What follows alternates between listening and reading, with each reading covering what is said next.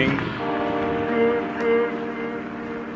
Today is Sunday, 6:30 in the morning. Weather is -1 and we're going to work. Extra work. Alam nyo naman, dito sa Finland, kailangan mo na ang work. At good morning, ma. Kasi tayo mo? Good morning lang. Ayan, at waiting kami ng bus dito.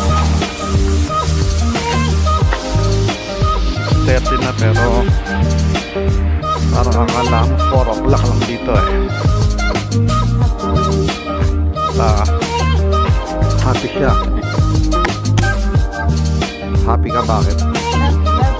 Kasi my bag.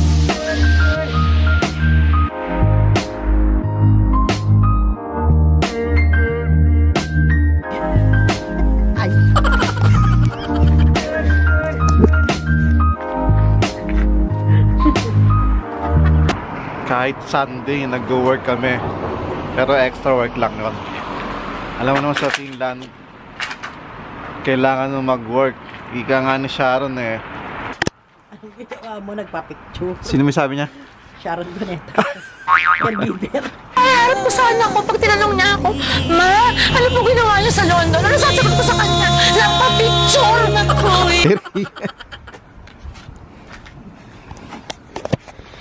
Kaya ulit, mamaya na lang. At pagtapos namin, punta kami market.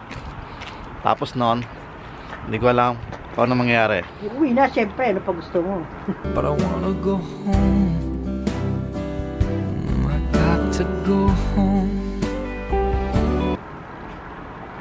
Tomorrow is another work day. At okay, mamaya na lang.